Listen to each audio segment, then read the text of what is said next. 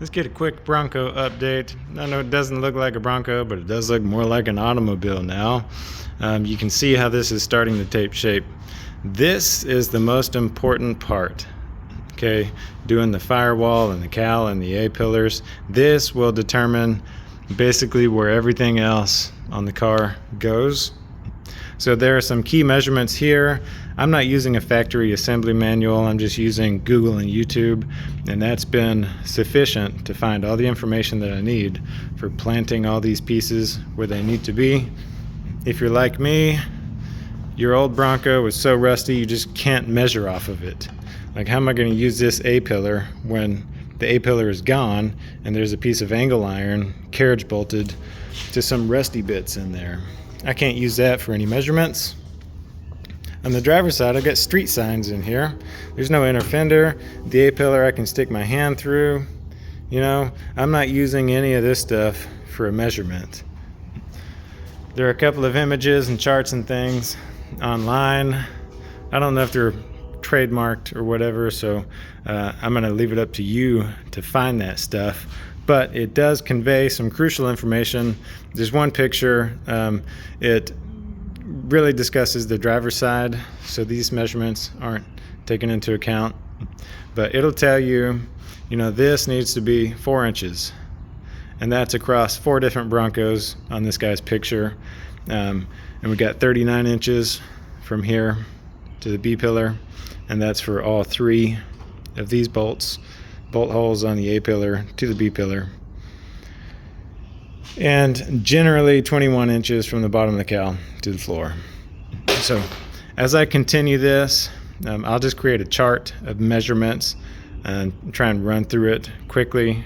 So if you're doing the same thing, you don't have to spend 2 hours scouring the internet for measurements and comparing charts and all that kind of stuff. But keep in mind, your Bronco is going to be different from this one.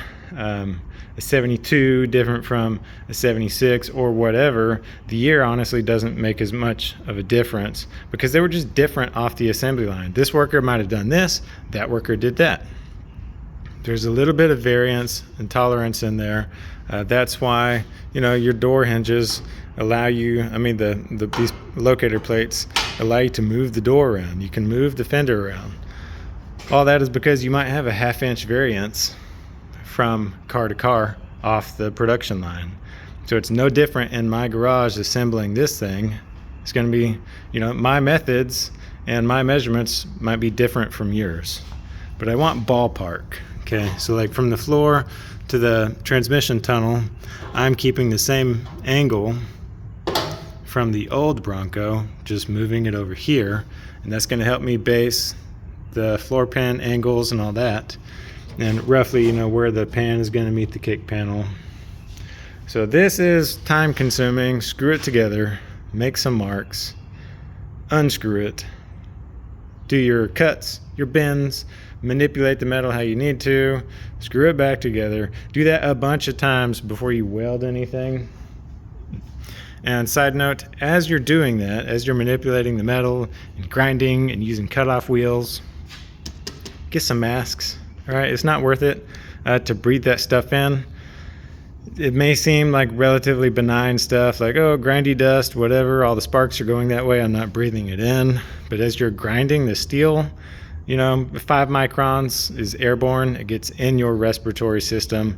1 micron, it ain't coming out of your lungs. So I'm using these Milwaukee N95s. They're about $15 for a 10-pack. I can use 1 a day. It comes out to $1.50 a day, or use a couple of them in a day. Or I've also got the full face respirator with the removable filter cartridges. Those are great too. Spend about $100 or $200 on one of those. Look, 3M makes these. They're a little more expensive. You can get on Amazon or eBay or whatever. They're going to fit your face differently, so get a good fit. Just trust me on this. Pay attention to the mask fitting your face and use a mask. Okay, you don't want to breathe that stuff in and your last 10 years of life you just spend going from one doctor to the next hospital, you know, seeking care on something that could have been prevented by putting a mask on your face. So be careful when you're working on stuff. Let me continue and I'll get you some more measurements.